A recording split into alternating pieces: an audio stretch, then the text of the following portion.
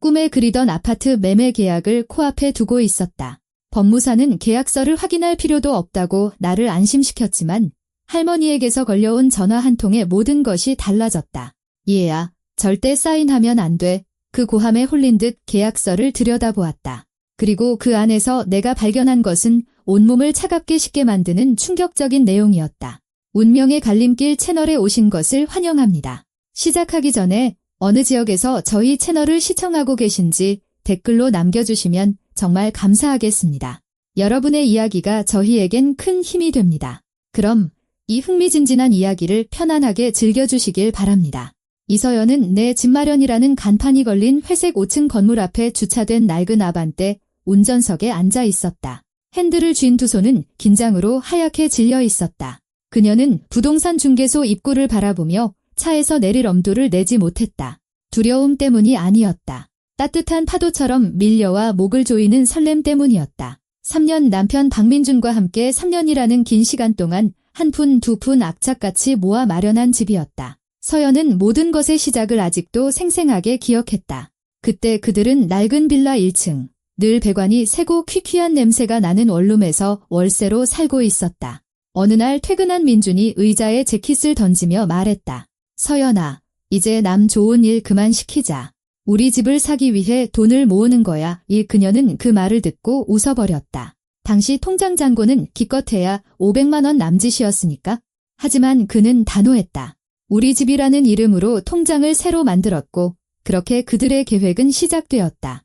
처음에는 한 달에 50만 원씩 저축했다. 그러다 민주는 주말마다 물류창고에서 상하차를 하는 투잡을 시작했다.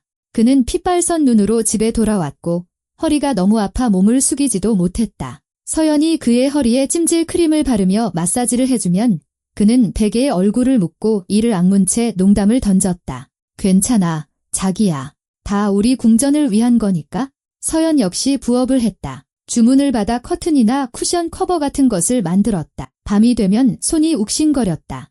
오른손 검지는 가위질 때문에 굳은 살이 박였지만 그녀는 재봉틀 앞에 앉아 자정까지 바느질을 했다. 스탠드 불빛이 원단 위로 쏟아지고 재봉틀은 단조로운 소리를 내며 돌아갔다. 창밖의 세상은 이미 오래전에 깊은 잠에 빠져 있었다. 그들은 휴가도 반납했다. 친구 나영이 제주도로 놀러 가자고 했을 때 서연은 집수리 중이라고 거짓말을 했다. 사실 그들은 그 몇 주를 집에서 보냈다. 민주는 돈을 받고 부모님의 시골집 울타리에 페인트 칠을 했고 서연은 동네 카페에 들어갈 커튼 세트를 만들었다. 외식도 끊었다.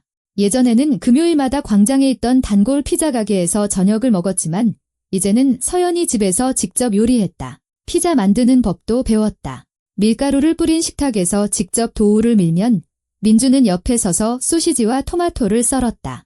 그들은 서로에게 밀가루를 묻히며 웃었고 그 저녁 시간은 어지간한 레스토랑보다 훨씬 더 행복했다. 새 옷은 아예 사지 않았다. 서연은 낡은 옷을 수선해서 입었고 민주는 5년은 좋기 넘은 청바지를 계속 입었다. 한 번은 시어머니가 꼴이 그게 뭐니 꼭 거지 같구나. 새 바지 하나 사 입어라 하고 핀잔을 주셨다. 그는 그저 어깨를 으쓱할 뿐이었다. 나중에요, 어머니. 집부터 사고 나서요. 민주는 운전면허도 있고 차를 갖고 싶어 했지만 버스로 출퇴근했다. 매일 아침 첫 차를 타기 위해 30분 일찍 일어났다. 비가 오나 눈이 오나 혹한 속에서도 정류장에 서 있었다. 서연은 그가 낡은 잠바에 몸을 웅크리고 추위에 떠는 모습을 볼 때마다 마음이 아팠다. 하지만 그는 말했다. 나중에, 서연아. 집 먼저, 그 다음이 차, 그 다음이 다른 모든 것. 서연은 손바닥으로 얼굴을 쓸어내리며 차오르는 눈물을 억지로 밀어냈다. 그들이 집을 보러 다녔던 날들이 떠올랐다. 첫 번째 집은 벽이 너무 얇아 이웃집 재채기 소리까지 들릴 정도였다. 들어가서 둘러보니 채광도 좋고 나쁘지 않았지만 위층 이웃이 텔레비전을 켜는 순간 이곳에서는 살 수 없다는 게 명백해졌다. 두 번째 집은 1층이었다. 창문이 쓰레기 분리수거장을 정면으로 마주하고 있었다.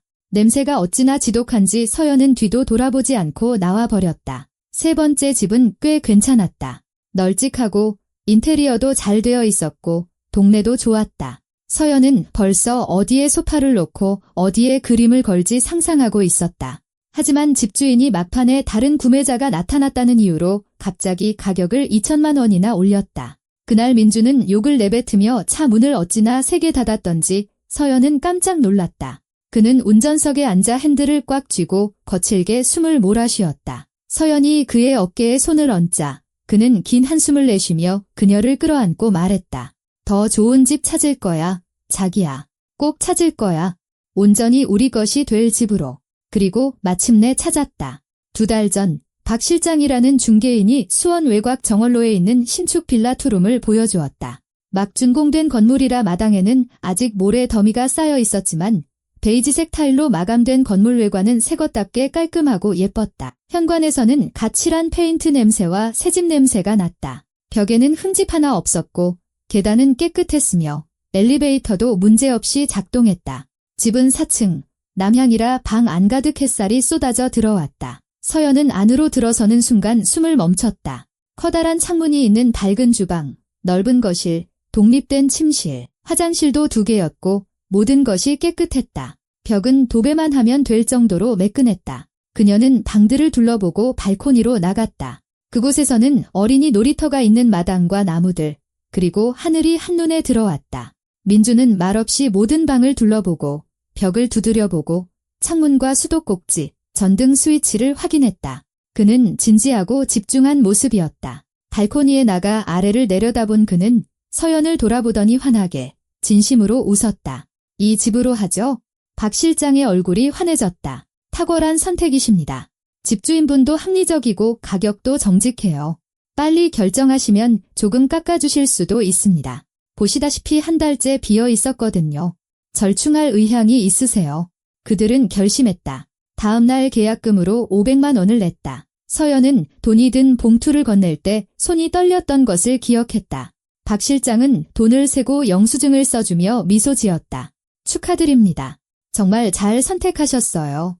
그건 단순한 종이 조각이 아니었다. 재봉틀 앞에서 지새운 그녀의 잠 못 드는 밤들이었고 창고에서 보낸 민준의 주말이었으며 꿈을 위해 모든 것을 포기한 그들의 시간이었다. 사무실을 나서자 민준이 갑자기 그녀를 번쩍 안아 들고 인도 한가운데서 빙빙 돌았다. 그녀는 비명을 지르며 웃었다. 지나가던 사람들이 쳐다봤지만 그들은 아랑곳하지 않았다. 우리 집 샀어. 서연아. 뭐 거의 다 산 거나 마찬가지지. 이제 조금만 더 하면 우리 집이야. 그녀는 그의 목을 끌어안고 어깨에 얼굴을 묻었다. 행복이 너무나 벅차올라 숨쉬기조차 힘들었다. 그 후 서류를 처리하는데 2달이 걸렸다. 박 실장은 필요한 서류, 등본, 동의서 등을 떼어야 한다고 연락해왔다. 민준이 모든 것을 도맡아 처리했다. 직접 관공서를 돌아다니고 줄을 서고 서류를 작성했다. 서연이 돕겠다고 했지만 그는 거절했다. 당신은 그것만으로도 힘드니까 내가 알아서 할게. 그녀는 그를 믿었다. 결혼 생활 10년 동안 그는 단 한 번도 그녀를 실망시킨 적이 없었다. 그는 바위처럼 든든한 사람이었다. 3년 전 그녀의 어머니가 돌아가셨을 때도 그는 곁에서 장례식 내내 손을 잡아주며 그녀가 무너지지 않도록 지탱해 주었다. 5년 전 유산을 했을 때도 그는 2주 동안 그녀 곁을 떠나지 않고 요리를 해주고 보살피고 위로해 주었다. 그와 서연은 언제나 한 팀이었다. 서연은 계기판의 시계를 보았다. 2시 5분 전 약속 시간은 정확히 2시였다. 그녀는 핸드백에서 손거울을 꺼내 머리를 정돈하고 옅은 분홍색 립스틱을 발랐다. 드디어 집주인이 되는 이날 멋지게 보이고 싶었다. 더 이상 집주인에게 못 하나 박는 것까지 허락받을 필요 없고 원하는 색으로 벽을 칠하고 가구 배치도 마음대로 할 수 있는 그날. 그들의 집, 그들의 보금자리. 그녀는 차에서 내려 어깨에 맨 가방을 고쳐 메고 입구로 향했다. 6월 말, 날씨는 무더웠다. 햇볕이 정수리를 따갑게 내리쬐었다. 부동산 중개소 문은 유리로 되어 있었다. 그 너머로 책상 몇 개와 컴퓨터, 그리고 아파트 사진이 붙어있는 스탠드가 있는 작은 사무실이 보였다. 서연이 문을 밀자 머리 위에서 작은 종이 딸랑 소리를 냈다. 안은 에어컨 덕분에 시원해서 더위 뒤에 찾아온 쾌적함이 느껴졌다. 커피와 종이 냄새가 났다. 민주는 이미 창가 책상에 앉아 있었다. 그의 옆에는 짙은 남색 정장을 입은 50대 남자가 자리 잡고 있었다.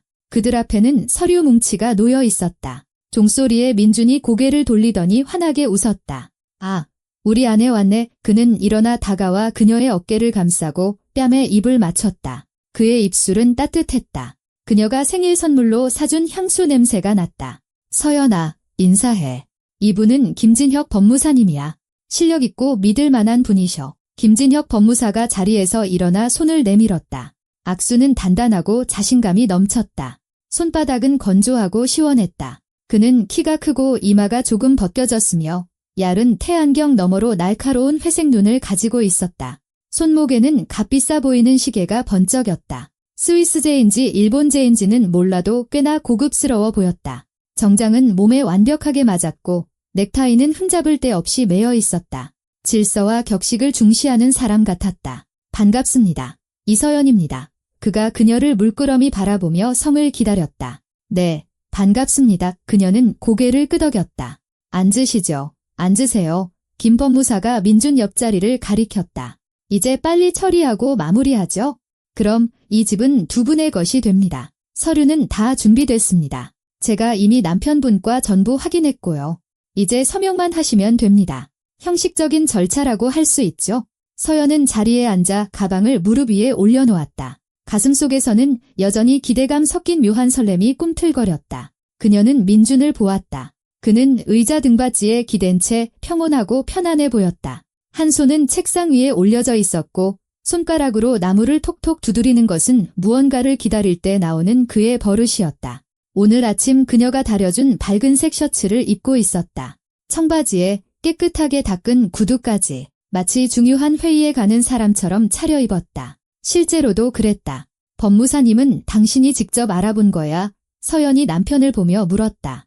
응이 그가 고개를 끄덕였다. 김 법무사님은 내 예전 이 부장님 아시는 분이야? 기억나. 이미 여러 건이 거래를 처리하셨대. 깔끔하고 지체 없이 일 처리하신다고. 굳이 모르는 사람 찾을 필요 없잖아. 검증된 분이 있는데. 이 부장님이 직접 추천해 주셨어. 김 법무사는 책상 위에 서류를 펼치며 미소 지었다. 그의 손가락은 마치 수천 번은 해본 일인 양빠르고 익숙하게 움직였다. 남편분 말씀이 맞습니다. 제가 이 업계에서 20년 일했습니다. 모든 함정을 꿰뚫고 있죠. 이미 2,000건이 넘는 거래를 성사시켰습니다. 지금 서명하시고 제가 인증하면 1시간 뒤에는 행복한 집주인이 되시는 겁니다. 참고로 매도인은 아침에 이미 서명을 마쳤으니 이제 두 분 차례입니다. 정말 얼마 안 남았어요. 서연은 서류 뭉치를 바라보았다. 두께가 5cm는 좋게 되어 보였다. 매매계약서, 인수인계확인서, 각종 증명서, 등기부등본, 건축물 대장 김 법무사는 빠르게 페이지를 넘기며 서명해야 할 곳을 손가락으로 가리켰다. 여기, 그리고 여기요. 그가 줄을 콕콕 찍었다. 전부 표준 양식이고 법에 따른 겁니다. 가격은 두 분이 합의하신 2억 5천만 원으로 기재되어 있습니다. 계약금은 처리되었고 잔금은 서명 직후 매도인에게 전달하시면 됩니다. 지금 아래 차에서 기다리고 계십니다. 서연이 서류 한 장을 집어 자세히 읽어보려 하자 김 법무사는 재빨리 그 서류를 옆으로 치우고 다른 서류를 그녀 앞에 놓았다. 이건 인수인계 확인서입니다. 집 상태가 양호하고 이의가 없음을 확인하는 내용입니다. 집은 보셨고 다 마음에 드셨죠? 네, 아주 좋았어요. 서연이 고개를 끄덕였다. 하지만 그래도 좀. 물론이죠. 물론입니다. 김 법무사가 그녀의 말을 잘랐다. 다만 제가 30분 뒤에 다른 약속이 있다는 점은 알아주셨으면 합니다. 되도록 빨리 끝내는 게 좋겠습니다. 다른 분들이 기다리고 계셔서요. 일정이 빡빡해서 말입니다. 무언가 마음속에서 꿈틀거렸다. 마치 누군가 조용히 실타래를 잡아당기는 듯한 가벼운 불안감이었다. 서연은 미간을 찌푸렸다. 그래도 제가 꼼꼼히 읽어봐도 될까요? 중요한 서류잖아요. 저희 이 집 사려고 3년을 모았어요. 김 법무사는 순간 멈칫했다가 다시 미소를 지었지만 그 미소는 어딘가 부자연스러웠고 눈까지는 닿지 않았다. 물론이죠. 물론입니다. 읽어보세요. 다만 시간은 고려해 주시고요. 민준이 그녀의 어깨에 손을 얹고 가볍게 쥐었다. 서연아, 나 믿지? 내가 이미 다 확인했고 다 조율했어. 법무사님이 다 제대로 해주셨어. 내가 직접 서류 한 장 한 장 다 봤다고. 시간 끌지 말자. 이러다 매도인이 지쳐서 마음 바꿀라. 서연은 남편을 바라보았다. 그는 그녀가 10년 동안 알아온 언제나 그녀를 안심시켜주던 그 미소를 짓고 있었다. 내가 옆에 있어? 내가 다 해결할게. 걱정 마 라고 말하는 듯한 미소였다. 그의 눈은 따뜻한 갈색이었고 너무나 익숙했다. 그녀는 한숨을 내쉬며 고개를 끄덕였다. 알았어. 그냥 좀 긴장돼서 그래? 이건 정말 중요한 일이잖아. 인생에 한 번뿐인. 중요하고 말고 민준이 그녀의 어깨를 한 번 더 꽉 쥐었다. 드디어 우리 보금자리가 생기는 거야. 자기야. 상상해봐. 일주일 뒤에 이사가서 우리 가구 놓고 당신이 만든 커튼 걸고 평범한 사람들처럼 사는 거야? 남의 집살이 하는 게 아니라 우리 집에서 아무도 우리를 쫓아낼 수 없고 우리가 주인이 되는 거지? 서연은 미소 지었다.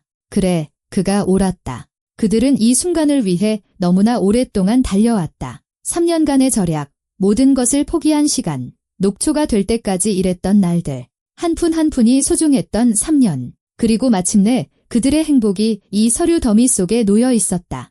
그저 서명만 하면 모든 게 끝이었다. 그녀는 김 법무사가 건네는 펜을 받았다. 금색 펜촉이 달린 묵직하고 고급스러운 펜이었다. 손에 쥐는 느낌이 좋았다. 자, 그럼 시작해볼까요? 법무사가 첫 번째 서류를 그녀 쪽으로 밀었다. 여기, 계약서 마지막 페이지에 서명하시면 됩니다. 옆에는 정자로 성함과 이니셜을 적어주시고요. 서연은 서류 위로 몸을 숙여 텍스트를 들여다보았다. 긴장감의 글자들이 눈앞에서 춤을 췄다. 경기도 수원시 정월로 15번지 47호 아파트 매매 계약서. 김 법무사가 필요한 부분을 손가락으로 톡톡 쳤다. 바로 여기입니다. 이서연님, 그리고 서둘러 주시면 감사하겠습니다. 시간이 아시죠? 그녀는 펜을 종이 위로 가져갔다. 손이 살짝 떨렸다. 이제 조금만, 아주 조금만 더 하면 모든 것이 그들의 것이 된다. 공식적으로, 합법적으로, 영원히. 그들의 집, 그들의 미래. 바로 그 순간 그녀의 가방 안에서 전화기가 진동했다. 진동은 끈질겼다. 벨소리가 사무실의 정적을 날카롭게 갈랐다. 서연은 깜짝 놀라 펜을 쥔 손을 종이에서 떼었다. 민주는 얼굴을 찌푸렸고 김 법무사는 미간을 찡그렸다. 안 받으시는 게 어떨까요? 법무사가 제안했다. 일단 마무리하고 나중에 전화하시죠. 서연은 가방을 뒤져 전화기를 꺼냈다. 화면에 탈머니라고 떠 있었다. 심장이 덜컥 내려앉았다. 할머니는 절대 그냥 전화하시는 분이 아니었다. 특히 근무 시간에는 더더욱. 할머니는 서연이 오늘 중요한 약속이 있다는 것을 알고 있었다. 바로 어젯밤에 물어보셨으니까. 우리 강아지, 내일 집 계약하는 날 맞지? 내가 얼마나 기쁜지 모른다. 할머니 전화야. 서연이 민준을 보았다. 무슨 일 있나 봐. 그냥 전화하실 리가 없어. 민준은 어깨를 으쓱했다. 그럼 빨리 받아. 서연은 화면을 쓸어 넘겨 전화를 귀에 댔다. 할머니, 안녕하세요. 저 지금 조금 바쁜데? 할머니의 목소리는 날카롭고 불안에 차 있었다. 서연이 익히 들어온 목소리와는 전혀 달랐다. 평소 할머니는 노인 특유의 부드럽고 느긋한 억양으로 말씀하셨다. 하지만 지금은 긴장감이 가득했고 거의 공포에 질린 듯했다. 서연아, 내 새끼야. 잘 들어. 계약서에 사인하지 마. 오내 말 듣고 있니? 사인하면 안 돼. 서연은 그 자리에 얼어붙었다. 귓가에서 윙하는 소리가 났다. 그녀는 전화기를 더 꽉 쥐고 귀에 바싹 갖다 댔다. 할머니, 뭐라고요? 무슨 말씀이신지 모르겠어요. 계약서에 사인하지 말라고 할머니가 반복했다. 목소리가 떨리고 있었다. 내 남편이 너 속이는 거야? 민준이가 널 속이고 있어. 얘야. 그놈이랑. 그 순간 전화가 끊겼다. 수화기에서 짧은 신호음만 들려왔다. 서연은 귀에서 전화기를 떼고 화면을 보았다. 통화 종료. 그녀는 즉시 재다이얼 버튼을 눌렀지만 할머니의 전화기는 꺼져 있었다. 방 안에는 무거운 침묵이 흘렀다. 서연은 움직이지 않고 앉아 있었다. 전화기는 여전히 손에 들려 있었다. 시선은 허공을 향했다. 머릿속은 혼란스러웠고 심장은 세차게 뛰었으며 관자놀이가 욱신거렸다. 사인하지 마. 남편이 속이는 거야? 민준이가 속이는 거야? 그 말들이 머릿속을 맴돌았지만 도무지 이해가 되지 않았다. 민준과 김 법무사는 서로 시선을 교환했다. 법무사가 헛기침을 했다. 민준은 초조하게 웃었다. 무슨 일이야? 남편이 물었다. 목소리에 약간의 긴장감이 묻어났다. 서연은 천천히 그에게 고개를 돌렸다. 그의 얼굴에서, 눈에서 무언가를 읽어내려는 듯 그를 빤히 쳐다보았다. 그는 편안하게 앉아 있었다. 손은 여전히 그녀의 어깨 위에 있었지만 미소는 어딘가 부자연스럽고 경직되어 있었다. 할머니가 서연은 힘겹게 입을 열었다. 계약서에 사인하지 말라고 하셨어.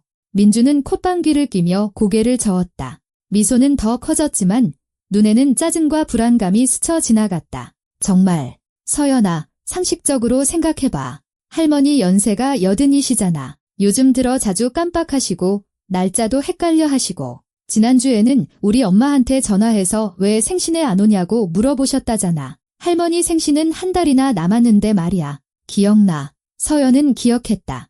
정말로 할머니가 시어머니에게 전화하셨지만 나중에 날짜를 착각했다는 것을 알고는 스스로도 멋쩍게 웃으셨다. 하지만 지금 목소리는 달랐다. 혼란스럽거나 횡설수설하는 목소리가 아니었다. 명확하고 불안하며 단호한 목소리였다. 헷갈리신 게 아니야.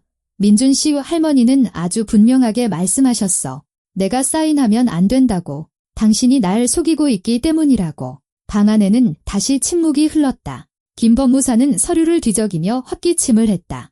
명백히 불편해하는 기색이었다. 민주는 한숨을 쉬며 서연의 어깨에서 손을 떼고 두 손으로 얼굴을 문질렀다. 서연아, 말도 안 되는 소리잖아. 내가 어떻게 당신을 속여? 우리 이 집 사려고 3년 동안 같이 돈 모았어. 난 투자까지 뛰었고 당신은 밤새 바느질했잖아. 우린 한 팀이야. 언제나 한 팀이었어. 그는 그녀의 눈을 들여다보았다. 그의 시선에는 너무나 진심이 담겨 있어 서연은 의심이 눈 녹듯 사라지는 것을 느꼈다. 어쩌면 정말 할머니가 무언가 착각하신 걸지도 모른다. 누군가 무슨 말을 했고 그걸 잘못 이해하셨을 수도 있다. 그 연세에는 그럴 수도 있으니까. 아니면 누가 할머니한테 전화해서 사기친 걸 수도 있잖아. 민준이 말을 이었다. 요즘 노인들 상대로 어떻게 머리 굴리는지 알잖아. 온갖 헛소리하고 겁주고 돈 뜯어내고. 우리 할머니한테도 전화와서 내가 사고 나서 수술비 필요하다고 했던 거 기억 안 나? 할머니 그때 심장마비 오실 뻔했잖아. 서연은 고개를 끄덕였다. 기억했다. 그때 그들은 반나절 동안 민준의 할머니를 안심시키며 그게 사기꾼들이고 민준은 멀쩡하다고 설명해야 했다. 하지만 할머니는 구체적으로 계약서에 사인하지 말라고 하셨어. 서연이 주장했다. 우리가 지금 서류 작성하는 건 어떻게 아셨을까? 당신이 어제 직접 말씀드렸잖아. 이민준이 두 팔을 벌렸다. 오늘 약속 있는 거 아시니까 별의별 상상을 다 하신 거겠지? 아니면 누가 무슨 말을 했거나 옆집 아줌마라든지. 그분들 맨날 남 얘기하잖아. 김 법무사가 대화에 끼어들었다. 그의 목소리는 차분하고 이성적이었으며 전문가다운 자신감이 묻어났다. 이서연님 제가 이런 상황을 처음 겪는 게 아닙니다. 연세 드신 친척분들은 큰 거래를 앞두고 종종 불안해하십니다. 젊은 사람들이 사기당할까 봐 걱정하시고 두려워하시죠. 자연스러운 일입니다. 하지만 제가 장담하건대 모든 서류는 제가 직접 검토했습니다. 여기는 모든 것이 깨끗하고 합법적입니다. 매도인도 성실한 분이고 아파트에는 아무런 저당이나 채무도 없습니다. 남편분께서 정말 모든 것을 올바르게 처리하셨습니다. 서연은 서류 뭉치를 바라보았다. 손이 떨렸다. 머릿속에서는 사인하지 마, 사기야라는 말이 맴돌았다. 하지만 옆에는 민준이 앉아 있었다. 그녀와 10년을 함께 살아온 남편, 단 한 번도 그녀를 배신한 적 없는 사람, 이 아파트를 사기 위해 투잡까지 뛰었던 사람, 그녀를 사랑하는 사람. 서연아, 민준이 그녀의 손을 잡고 손가락을 꽉 쥐었다. 나 좀 봐, 나 믿지? 그녀는 눈을 들었다. 그는 숨김없이 정면을 바라보고 있었다. 그의 시선에는 거짓이 없었다. 온기, 걱정, 그리고 사랑이 담겨 있었다. 믿어, 그녀가 속삭였다. 그럼 이 일 마무리하자. 나중에 할머니 댁에 가서 다 알아보고 안심시켜 드리자. 어쩌면 병원에 가보셔야 할지도 몰라. 혈압이 오르셨을 수도 있고. 하지만 지금은 그냥 사인하고 열쇠 받고 우리 새 집으로 가자. 서연은 눈을 감고 깊이 숨을 들이쉬었다. 이성적으로는 민준의 말이 옳았다. 연로하신 할머니는 무언가 착각하셨거나 겁을 먹으셨을 수 있다. 할머니는 거래의 세부 사항을 모르고 서류도 보지 못하셨다. 하지만 민준은 모든 것을 확인했다. 김 법무사는 20년 경력의 전문가다. 모든 것이 순조로워야 했다. 그녀는 눈을 뜨고 고개를 끄덕였다. 알았어. 민준은 안도의 한숨을 내쉬며 미소 짓고 그녀의 관자놀이에 입을 맞췄다. 잘 생각했어. 그래야지. 김 법무사는 서류를 가까이 당겼다. 자, 그럼 계속 진행하죠. 시간이 얼마 없습니다. 서연은 펜을 들고 다시 서류 위로 몸을 숙였지만 마음속 무언가가 계속해서 저항했다. 머릿속에 작은 목소리가 사인하지 말라고 반복했다. 그녀는 그 목소리를 억누르려 애쓰며 서명해야 할 줄에 집중했다. 그때 우연히 시선이 서류의 다른 부분, 조금 위쪽에 머물렀다. 네모칸 안에 계약 당사자라고 적혀 있었다. 그 아래로는 당사자 정보가 기재된 줄들이 이어졌다. 서연은 눈으로 텍스트를 훑었다.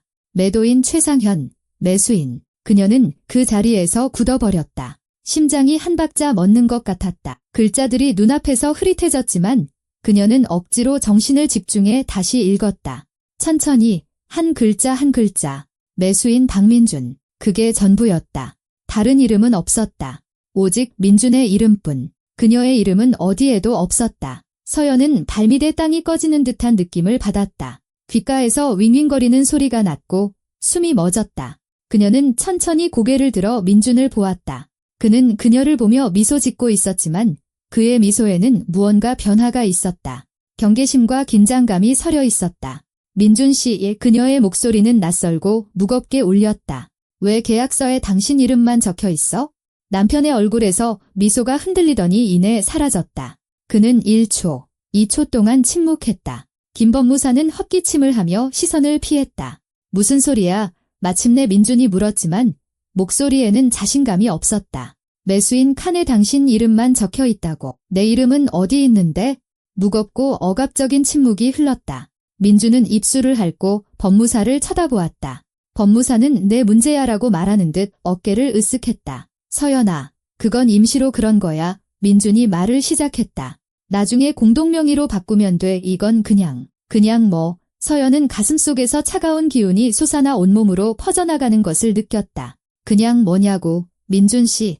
그는 입을 다문 채 옆을 쳐다보았다. 턱은 굳어 있었고 손가락은 책상을 두드리고 있었다. 김 법무사는 거래가 깨질 것을 예상한 듯 서류를 챙기기 시작했다. 서연은 다시 서류를 보며 빠르게 줄들을 훑었다. 금액 2억 5천만 원, 그들의 공동자금, 함께 모은 돈, 그녀의 잠 못 이룬 밤, 그녀의 노동, 그리고 부모님에게서 받은 유산 1억 원, 그 모든 것을 공동자금에 보탰다. 그런데 이 모든 것이 오직 민준의 이름으로만.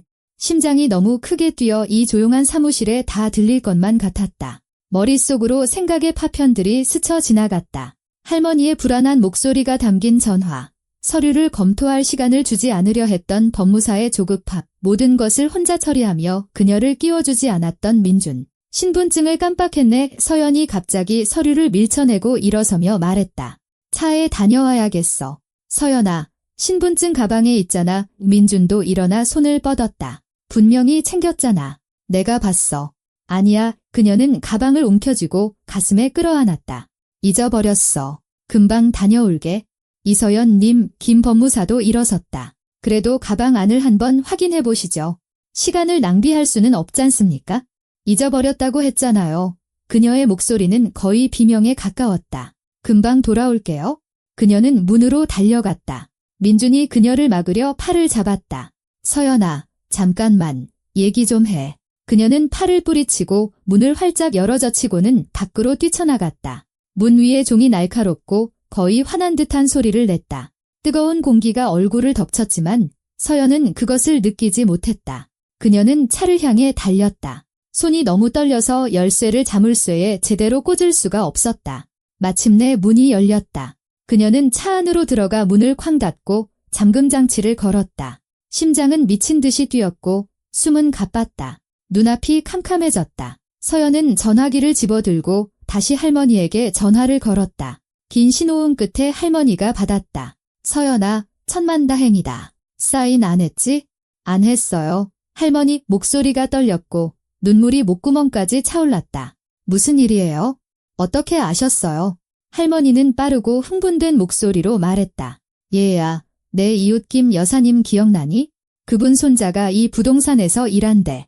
오늘 아침에 나한테 달려와서는 은혜 할머니, 빨리 손녀한테 전화하세요. 남편이 아파트를 자기 이름으로만 계약하고 있어요. 사기치는 거예요. 라고 하더라. 그 손자가 우연히 내 성을 듣고 알아보고는 할머니한테 말해준 거야?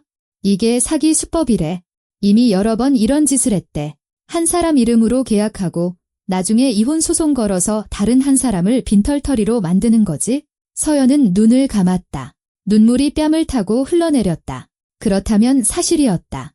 모든 게 사실이었다. 민주는 그녀를 속이고 아파트도, 돈도, 모든 것을 빼앗으려 했던 것이다. 저 어떻게 해야 해요? 할머니, 경찰에 전화해, 얘야. 그리고 변호사한테도. 혼자 거기로 돌아가지 마, 알았니? 돌아가면 안 돼. 서연은 차 안에서 전화기를 귀에 댄 채 앉아 있었다. 눈물이 뺨을 타고 흘러 마스카라를 번지게 했다. 손이 너무 심하게 떨려 전화기를 겨우 들고 있었다. 머릿속은 혼돈 그 자체였다. 생각의 파편들, 기억들, 답 없는 질문들이 뒤엉켜 있었다. 어떻게, 왜, 10년을 함께 살고, 사랑을 맹세하고, 어머니의 장례식에서 손을 잡아주고, 유산 후에 위로해 주었던 그녀의 민준이, 그가 그녀를 속이려 했다니, 빈털터리로 만들려 했다니, 할머니, 이해가 안 가요. 목소리가 갈라졌다. 우리 같이 모았잖아요. 3년 동안. 어떻게 그럴 수가 있어요? 내 새끼야. 할머니의 목소리는 연세에도 불구하고 단호했다. 지금은 울 때가 아니야. 행동해야 할 때야. 내 말 잘 들어? 지금 당장 경찰에 전화하고 변호사한테도 전화해. 아는 변호사 있잖아. 한지수라고 했던가? 한지수 변호사님이요. 서연은 손등으로 눈물을 닦았다. 네, 엄마 유산 정리할 때 명함 주셨어요. 그럼 어서 전화해. 빨리. 나는 지금 너한테 갈 테니. 어디야? 아니에요. 할머니. 너무 멀고 날씨도 더운데? 조용히 해. 할머니는 서연이 입을 다물게 만드는 단호한 어조로 말했다. 지금 택시 불러서 갈 테니 주소나 말해. 서연은 부동산 주소를 불러주고 인사를 나눈 뒤 전화를 끊었다. 자리에 앉아 얼굴을 닦고 호흡을 가다듬으려 애썼다. 생각해야 했다. 행동해야 했다. 할머니 말씀이 맞았다. 지금은 울 때가 아니었다. 그녀는 가방을 뒤져 한지수 변호사의 명함을 찾았다. 금박이 새겨진 하얀 카드에 전화번호와 사무실 주소가 적혀 있었다. 번호를 눌렀다. 신호음이 3번 울린 뒤 점고 전문적인 여성의 목소리가 들렸다. 네, 법무법인 테미스입니다. 안녕하세요. 한지수 변호사님과 통화할 수 있을까요? 이서연이라고 합니다. 2년 전에 서류를 맡겼었는데요. 잠시만 기다려 주십시오. 짧은 연결음 뒤에 익숙한 목소리가 들렸다. 자신감 넘치고 차분한 목소리. 서연 씨, 안녕하세요. 오랜만이네요. 무슨 일 있으세요? 서연은 침착하게 말하려 했지만 목소리는 여전히 떨렸다. 변호사님, 큰일 났어요. 남편이랑 아파트를 사는데 지금 부동산에 와 있거든요. 그런데 방금 계약서에 남편 이름만 있는 걸 알게 됐어요. 제 이름은 없어요. 돈은 우리 공동 자금이고 제 저축이랑 부모님 유산까지 다 넣었는데. 짧은 침묵이 흘렀다. 이윽고 한 변호사가 빠르고 명료하게 말했다. 계약서에 서명하셨나요? 아니요. 할머니가 전화해서 경고해 주셨어요. 제 이름이 없는 걸 보고 신분증을 깜빡했다고 하고 나왔어요. 잘하셨어요. 지금 어디 계세요? 부동산 앞 차 안에 앉아 있어요. 남편이랑 법무사는 안에 있고요. 알겠습니다. 잘 들으세요. 첫째, 거기서 절대 떠나지 마세요. 둘째, 경찰에 전화하세요. 사기 정황을 발견했다고 말씀하세요.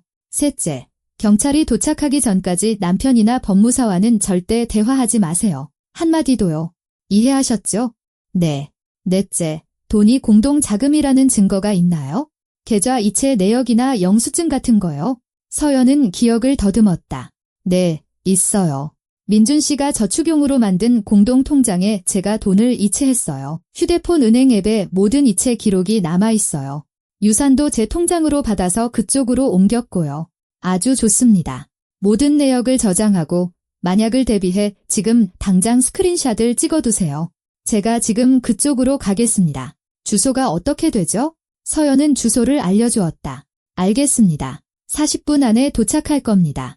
힘내세요. 서연 씨, 우리가 다 바로잡을 수 있어요. 감사합니다. 서연은 마음속에서 무언가 단단해지는 것을 느꼈다. 두려움이 결단력 앞에서 물러나기 시작했다. 정말 감사합니다. 그녀는 전화기를 무릎에 내려놓고 깊이 숨을 들이쉬었다 내쉬었다. 손은 여전히 떨렸지만 아까만큼 심하지는 않았다. 은행 앱을 열어 거래 내역을 확인했다. 여기 그녀의 모든 이체 기록이 있었다. 3년 동안 매달 100만 원, 200만 원씩. 박민준 계좌로 이체. 그녀는 스크린샷을 하나씩 찍어 별도의 폴더에 저장했다. 그리고 유산 1억 원 이체 내역도 찾았다. 어머니가 그녀에게 남겨주신 돈, 부모님에게서 남은 마지막 흔적이었다. 그녀는 그 돈을 받았던 날을 기억했다. 은행에 앉아 서류를 손에 들고 있는데 눈물이 뚝뚝 떨어졌다. 그건 단순한 돈이 아니었다. 추억이었다. 어머니가 돌아가신 후 팔았던, 서연이 자란 그 집의 모든 것이었다. 그리고 그녀는 그 돈을 민준에게 주었다. 자발적으로. 그들의 공동의 미래, 그들의 아파트를 위해. 그런데 그는 모든 것을 혼자 차지하려 했다. 서연은 이를 악물고 눈물을 닦았다. 이제 우는 건 그만. 그녀는 112를 눌렀다. 경찰은 즉시 받았다. 112 종합상황실입니다. 안녕하세요. 사기 신고를 하려고 합니다.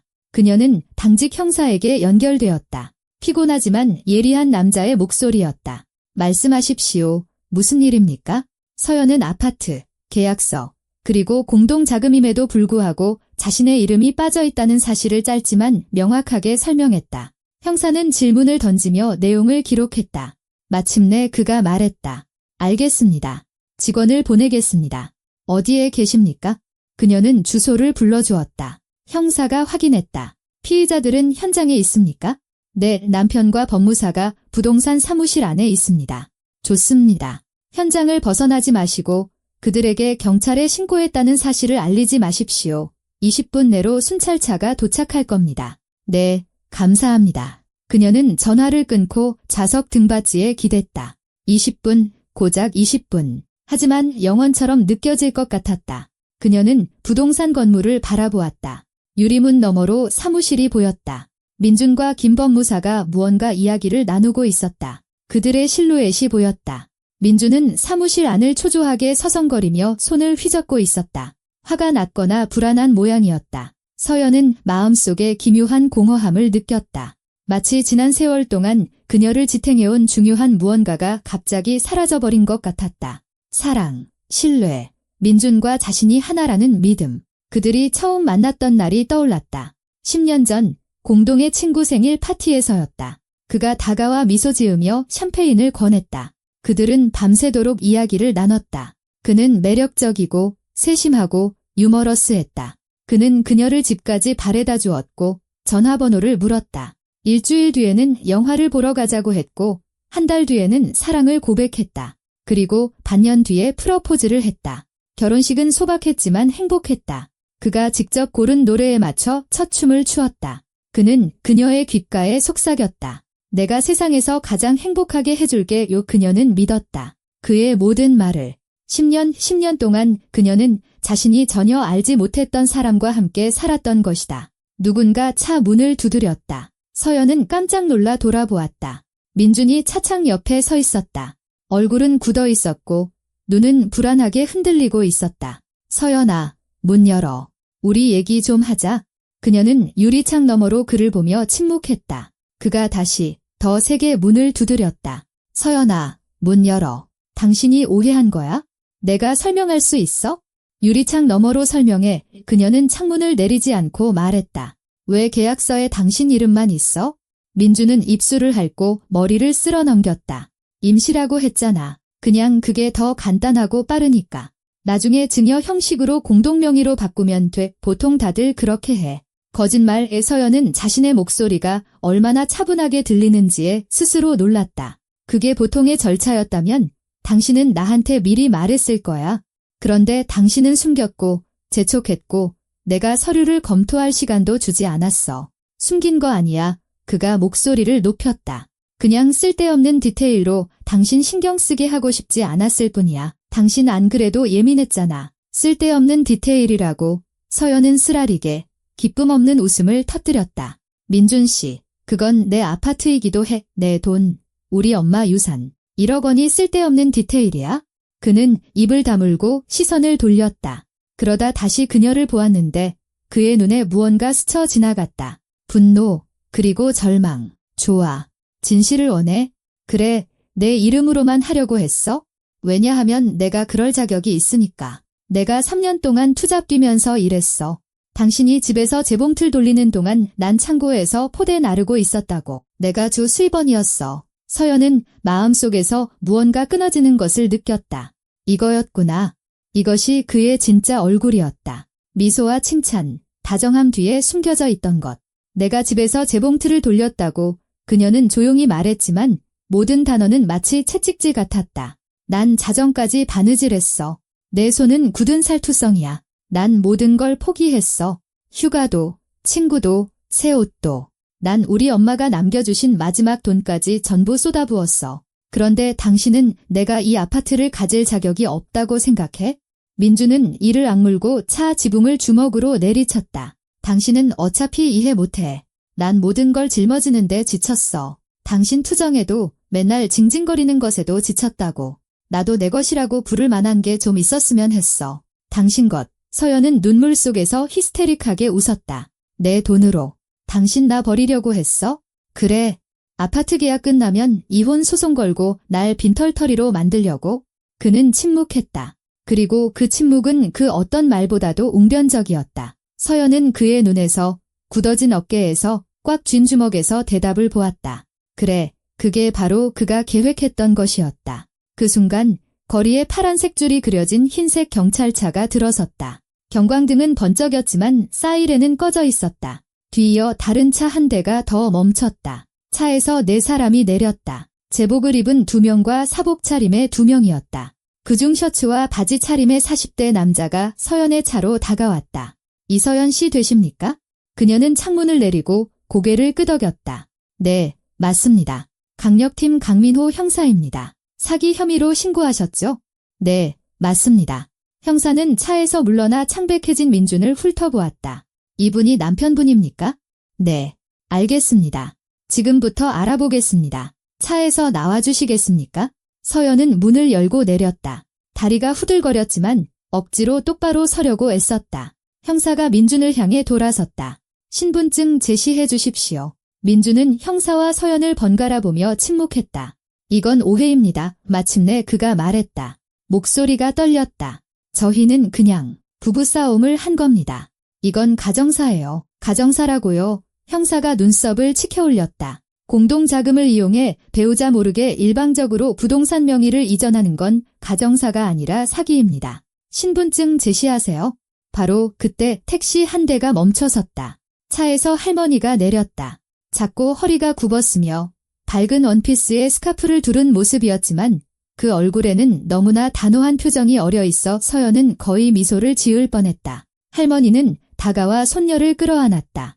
얘야, 힘내. 내가 왔다.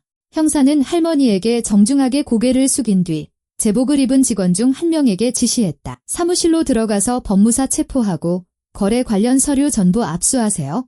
경찰들이 안으로 들어갔다. 김진혁 법무사는 뒷문으로 도망치려 했지만 금방 붙잡혔다. 밖으로 끌려 나온 그의 얼굴은 창백했고 이마에는 식은땀이 송골송골 맺혀 있었다.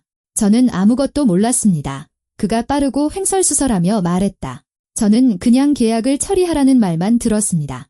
저는 몰랐. 법무사 자격증 제시하세요. 짧은 머리의 중년 여형사가 그의 말을 끊었다. 김 법무사는 입을 다물었다. 자, 여형사가 신분증을 꺼내 보였다. 강력팀 윤서진 형사입니다.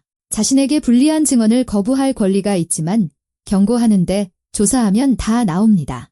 솔직하게 말하는 게 좋을 겁니다. 김 법무사는 고개를 떨궜다. 자격증 없습니다. 진짜 법무사는 제 지인입니다. 그가 가끔 수수료를 받고 도장을 빌려줍니다. 알겠습니다. 문서 위조의 사기 공모군요. 차에 타시죠. 그는 연행되었다. 민주는 말없이 서서 땅만 내려다보고 있었다. 그때 검은색 외제차 한 대가 더 다가왔다. 차에서 한지수 변호사가 내렸다. 30대 중반의 여성이었고 단정한 정장의 서류 가방을 들고 있었다. 그녀는 빠르게 다가와 서연의 어깨를 감쌌다. 전화 주셔서 다행입니다. 전부 받고 들었습니다.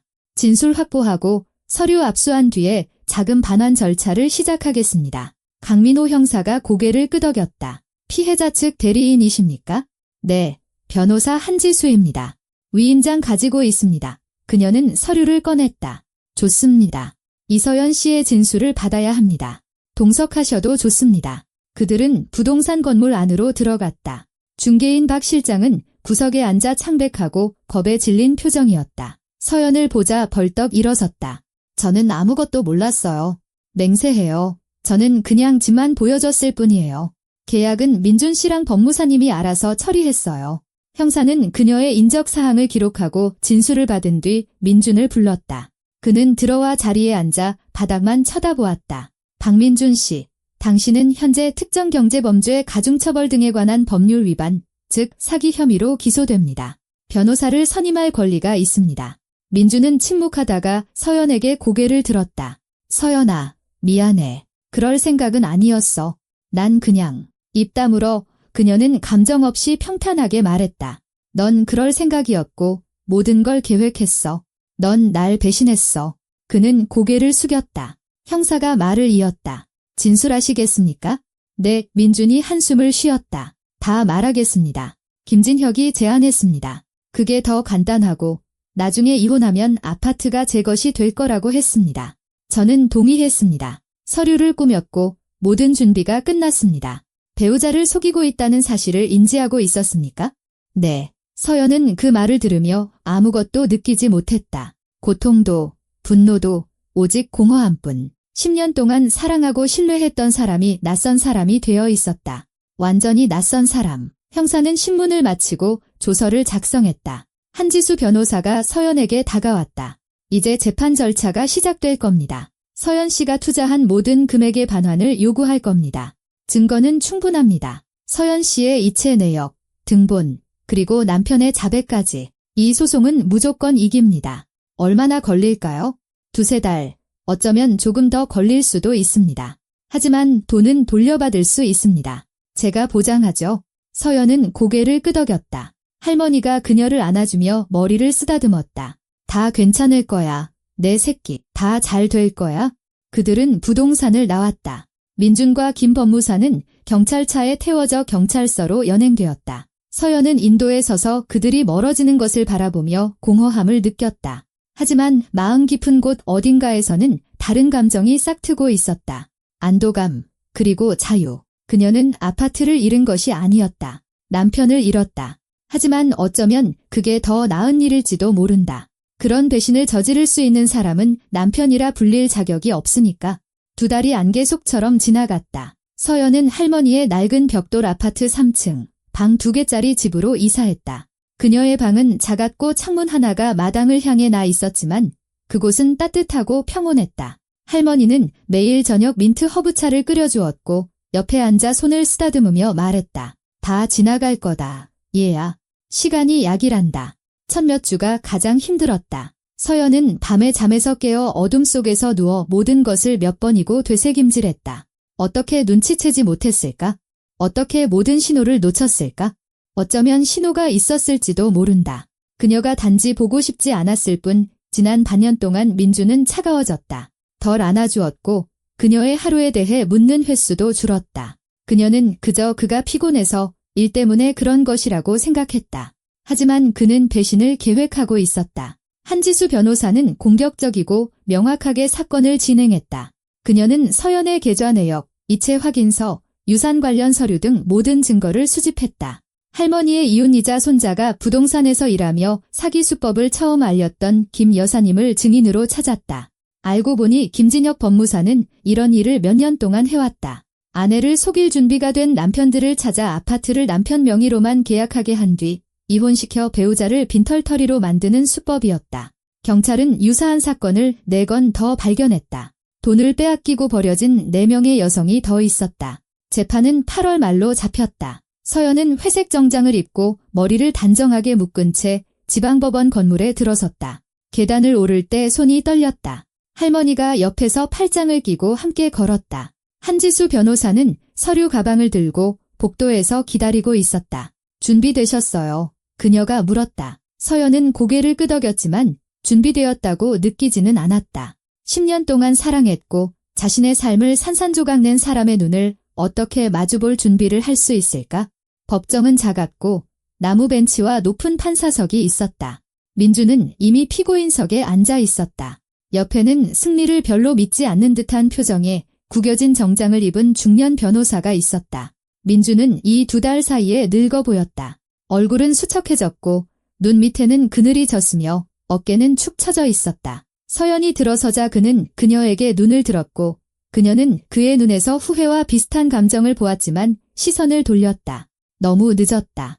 50대 여성 판사가 법복을 입고 엄숙한 얼굴로 개정을 선언했다. 사건의 개요를 낭독했다. 한지수 변호사가 먼저 발언했다. 그녀는 명확하고 감정 없이 사실을 나열했다. 서연이 공동계좌로 돈을 이체했다는 증명서, 공동자금에 보탠 유산 1억 원에 대한 서류를 제시했다.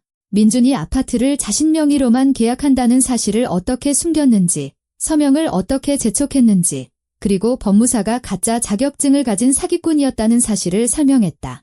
민준의 변호사는 남편이 가족 자금을 처분할 권리가 있었고 이혼 의도는 입증되지 않았다고 반박하려 했지만 판사가 그를 제지했다. 피고인이 거래 완료 후 배우자를 소유주 명단에 포함시킬 계획이었다는 증거가 있습니까?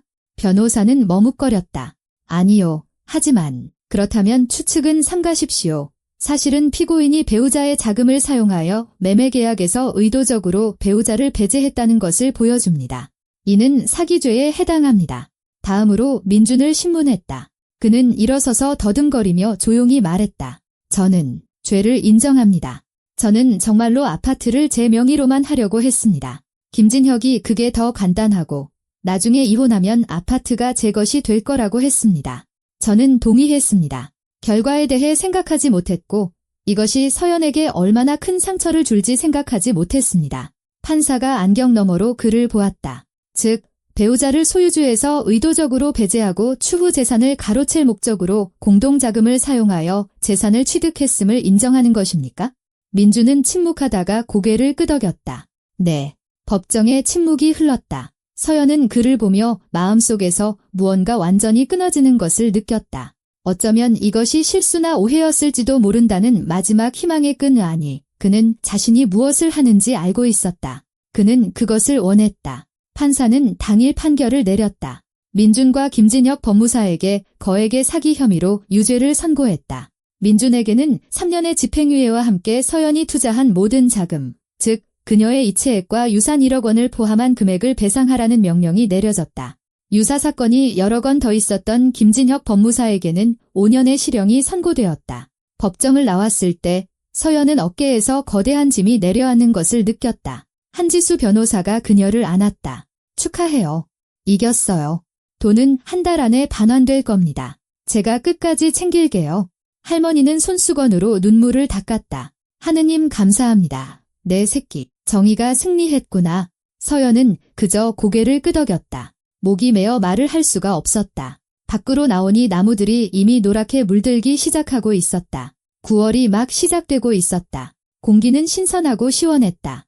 멀리서 아이들이 놀며 웃는 소리가 들렸다. 3주 뒤 돈이 그녀의 계좌로 입금되었다. 서연은 휴대폰을 손에 들고 은행 알림을 보았다. 그녀의 돈이 힘들게 벌고 고통스럽게 싸워서 되찾은 돈. 그날 바로 그녀는 중개인 박 실장에게 전화했다. 정원로에 있던 그 아파트 아직 매물로 나와 있나요? 재판 후 죄책감을 느끼던 박 실장은 기뻐하며 대답했다. 네. 집주인분 아직 구매자 찾고 계세요. 다시 보시겠어요? 아니요. 서연이 미소 지었다. 기억하고 있어요. 사고 싶어요. 이번에는 제대로 검증된 법무사님과 함께 제 이름으로만 계약할 거예요. 일주일 뒤 거래가 성사되었다. 이번에는 한지수 변호사가 직접 완벽한 평판과 20년 경력을 가진 여성 법무사를 찾아주었다. 서연은 사무실에 앉아 계약서의 모든 줄을 꼼꼼히 읽었다. 소유자 칸에는 이서연이라고 적혀 있었다. 오직 그녀의 이름뿐. 오직 그녀. 그녀가 서명할 때 손은 떨리지 않았다. 법무사가 미소 지었다. 축하드립니다. 이제 완전한 소유주가 되셨습니다. 서연은 집 모양 열쇠고리가 달린 작고 금속적인 열쇠 2개를 받았다. 손바닥에 쥐자 열쇠가 피부를 파고드는 것이 느껴졌다. 그녀의 열쇠, 그녀의 아파트, 그녀의 집. 9월 말, 그녀는 이사했다. 서연은 힘드실까 봐 말렸지만 할머니는 이삿짐 정리를 도왔다. 서연이 언젠가 이 아파트를 위해 만들었던 커튼을 걸고 주방에 그릇을 정리하고 선반을 닦았다. 이것 봐라. 내 새끼 할머니가 앞치마에 손을 닦으며 말했다. 모든 게 제자리로 돌아왔잖니? 내 아파트를 얻었고 배신자에게서 벗어났어. 하늘은 다 보고 계신단다. 서연은 할머니를 안고 어깨에 얼굴을 묻었다. 연약하고 따뜻하며 라벤더 향기가 났다. 고마워요, 할머니. 할머니가 아니었다면 전 빈털터리가 됐을 거예요. 할머니가 절 구해주셨어요. 할머니는 그녀의 머리를 쓰다듬었다. 힘이 닿는 한 언제나 내 곁에 있을 거다. 넌 내 피부치인데 내가 널 지켜야지 어쩌겠니? 저녁이 되어서야 짐 정리가 끝났다. 서연은 주전자를 올리고 할머니가 구워 오신 쿠키를 꺼냈다. 그들은 작은 원형 식탁이 있는 주방에 앉았다. 창문은 남향이었다. 지는 해의 마지막 햇살이 방 안을 황금빛으로 물들였다.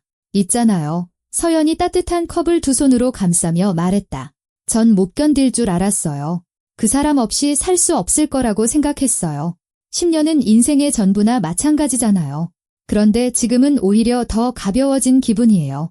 마치 어깨에서 무거운 배낭을 내려놓은 것 같아요. 할머니는 고개를 끄덕였다. 그놈은 내 사람이 아니었기 때문이야. 진짜 남편은 그렇게 행동하지 않아. 진짜는 슬플 때나 기쁠 때나 곁에 있고 모든 것을 공평하게 나누고 배신하지 않는단다. 서연은 창밖을 보며 생각에 잠겼다. 유리창 너머로 나뭇가지가 흔들리고 잎사귀가 바람에 스치는 소리가 들렸다. 저도 언젠가 진짜를 만날 수 있을까요? 할머니는 미소 지으며 그녀의 손을 잡았다. 물론이지, 내 새끼. 때가 되면 만날 거야. 그때까지는 너 자신을 위해 살고 내가 가진 것에 기뻐하렴. 이제 너에겐 내 집이 있고 세상에 내 자리가 있어? 이건 정말 소중한 거란다. 서연은 그녀의 손을 마주 잡았다. 그래, 할머니 말씀이 옳았다. 그녀는 남편을 잃었지만 그보다 더 큰 것을 얻었다. 자신에 대한 믿음, 힘, 그리고 독립.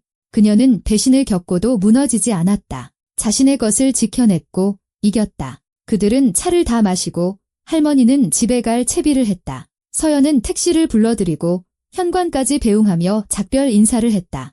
언제든 놀러 오세요. 이제는 할머니 모실 곳이 생겼어요. 할머니는 그녀의 뺨에 입을 맞췄다. 갈게, 우리 강아지. 꼭 갈게. 서연은 아파트로 돌아왔다. 방들을 둘러보았다. 가구 하나 없이 텅 비었고 구석에는 이삿짐 상자들만 쌓여 있었지만 이미 정겨웠다. 이미 그녀의 공간이었다. 그녀는 거실 창가에 멈춰 서서 마당을 내려다보았다. 아이들이 놀이터에서 놀고 있었고 엄마들은 벤치에 앉아 이야기를 나누고 있었다. 평범한 주택가의 평범한 저녁 풍경. 서연은 전화기를 꺼내 사진 갤러리를 열고 사진들을 넘겨보았다. 여기, 결혼식 때 민준과 함께 찍은 사진. 여기, 3년 전 바다에서. 여기, 친구 생일 파티에서. 그녀는 이 사진들을 보며 고통 대신 가벼운 슬픔과 안도감을 느꼈다. 그 삶은 끝났다. 새로운 삶이 시작되었다. 그녀는 민준과 함께 찍은 모든 사진을 선택하고 삭제를 눌렀다. 정말로 삭제하시겠습니까? 라는 창이 떴다. 서연은 미소 지었다. 네, 그러며 확인을 눌렀다. 사진들이 사라졌다. 전화기가 진동했다. 한지수 변호사에게서 온 메시지였다. 서연 씨, 집들이는 잘하고 계세요? 모든 게 괜찮죠? 서연은 답장을 썼다. 네, 아주 좋아요. 모든 것에 감사드립니다. 변호사님 덕분에 정의에 대한 믿음을 되찾았어요. 답장은 금방 왔다. 언제든 도움이 필요하면 전화 주세요. 그리고 기억하세요. 서연 씨는 강한 여성입니다. 누구나 그렇게 자신을 지켜낼 수 있는 건 아니에요. 서연은 전화기를 창턱에 내려놓고 다시 창밖을 보았다. 해는 거의 졌고 하늘은 분홍빛과 보랏빛으로 물들어 있었다. 아름답고 평온했다. 그녀는 앞으로 무엇을 할지 생각했다. 가구를 사야 했다. 소파, 침대, 식탁, 인테리어도 하고 벽지도 바르고 벽을 밝은 색으로 칠하고 그녀가 만들었던 바로 그 커튼을 걸고 주방을 꾸며 이 텅 빈 아파트를 집으로 만들어야 했다. 그리고 살아가야 했다. 일하고 친구들을 만나고 좋아하는 일을 하고 어쩌면 고양이나 개를 키우거나 다시 재봉틀 앞에 앉을 수도 있다. 하지만 이제는 돈 때문이 아니라 마음을 위해서 예쁜 것들을 만들고 사람들에게 기쁨을 선물하고 그리고 언젠가 어쩌면 진정한 사람을 만날지도 모른다. 말뿐이 아니라 행동으로 곁에 있어주고 배신하지 않고 속이지 않고 이용하지 않는 사람, 포식자가 아닌 파트너가 되어줄 사람. 하지만 그건 나중 일이다. 지금 그녀에게는 자신의 아파트, 자신의 삶, 자신의 자유가 있었다. 그리고 그것은 무엇보다 소중했다. 주방에서 주전자가 끓었다. 서연은 끄는 것을 잊고 있었다. 주방으로 가까스 불을 끄고 차를 한 잔 더 따랐다. 마당과 나무, 그리고 노을진 하늘이 한눈에 보이는 식탁에 앉았다. 초인종이 울렸다. 서연은 누구일까 의아해하며 문으로 다가갔다. 현관문 렌즈로 밖을 보니 인상 좋은 40대 여성이 서 있었다. 그녀의 손에는 작은 냄비가 들려 있었다. 서연이 문을 열었다. 안녕하세요. 이웃이 미소 지었다. 저는 위층에 사는 김나현이라고 해요. 누가 이사 오는 것 같아서 인사드리러 왔어요. 그리고 이거? 김치찌개 좀 끓였어요. 이사 첫날에는 요리할 정신이 없을 것 같아서요. 서연은 감동해서 냄비를 받아들었다. 정말 감사합니다.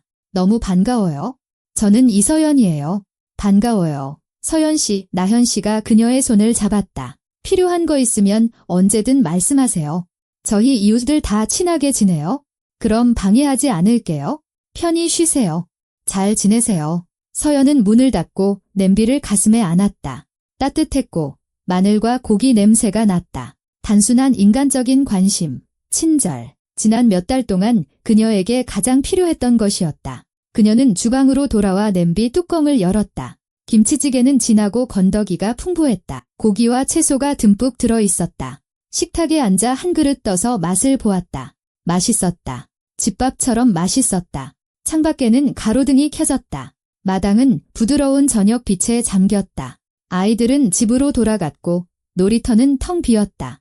멀리서 음악 소리가 들리고 누군가 웃는 소리가 들렸다. 서연은 찌개를 다 먹고 설거지를 하고 손을 닦았다. 다시 한번 아파트를 둘러보며 방마다 불을 켰다. 여기는 거실, 소파와 텔레비전을 놓을 곳, 여기는 침실, 침대와 옷장을 둘 곳, 여기는 작은 방, 서재나 재봉 작업을 위한 작업실로 만들 수 있겠다. 그녀는 거실 한가운데 멈춰 서서 주위를 둘러보았다. 텅 빈 벽, 맨바닥, 구석의 상자들. 하지만 이곳은 그녀의 공간이었다. 그녀의 영역, 그녀의 삶. 그리고 그 순간 그녀는 깨달았다. 그녀는 행복했다. 그래, 아팠다. 그래, 무서웠다. 그래, 그녀는 자신의 사랑을 받을 자격이 없는 사람에게 10년의 인생을 낭비했다. 하지만 그녀는 버텨냈고 무너지지 않았으며 불길을 통과하여 더 강해져서 나왔다. 서연은 전화기를 꺼내 할머니에게 메시지를 보냈다. 할머니, 모든 것에 감사해요. 할머니는 제게 가장 중요한 것을 가르쳐 주셨어요. 항상 제 마음의 소리와 저를 진정으로 사랑하는 사람들의 말을 들어야 한다는 것을요. 할머니가 저를 구하셨어요. 정말 사랑해요. 답장은 1분 만에 왔다. 나도 널 사랑한다. 내 새끼, 편히 자거라. 내일은 새로운 날, 새로운 삶이 시작될 테니. 서연은 미소 지으며 전화기를 내려놓았다. 그래, 내일은 새로운 삶이다. 그녀의 삶, 그녀가 스스로 선택하고 스스로 만들고 스스로 살아갈 삶. 그녀는 현관에 작은 등만 남겨두고 방들의 불을 껐다. 가구가 아직 없었기에 침실 바닥에 침낭을 펼쳤다. 안으로 들어가 몸을 덮었다. 어둠 속에서 누워 자신의 집이 내는 정적에 귀를 기울였다. 어딘가에서 수도꼭지 물이 떨어지고 있었다. 고쳐야겠다. 어딘가에서 바닥이 삐걱거렸다. 새집이 자리를 잡는 소리. 하지만 그것들은 좋은 소리였다. 그녀를 받아준 집의 소리. 서연은 눈을 감았다. 몇 달 만에 처음으로 평온함을 느꼈다. 진정으로 깊은 평온. 그녀는 집에 있었다. 자신의 집에. 그리고 아무도 이것을 그녀에게서 빼앗을 수 없었다. 몇 분 뒤 그녀는 잠이 들었다. 악몽도, 민준도, 재판도 꿈에 나오지 않았다. 그녀는 햇살 가득한 날을 꿈꿨다. 그녀의 아파트에 놓인 새 가구, 마당에서 들려오는 아이들의 웃음소리, 그리고 그녀의 머리를 쓰다듬으며 다 괜찮아, 내 새끼, 다 잘 될 거야 라고 말하는 할머니의 따뜻한 손길을. 그리고 그것은 진실이었다. 이야기를 들어주셔서 감사합니다. 운명의 갈림길 채널이었습니다. 실수가 있었다면 너그러이 양해 부탁드립니다. 여러분의 생각을 댓글로 남겨주세요. 마음에 드셨다면 채널 구독도 부탁드립니다.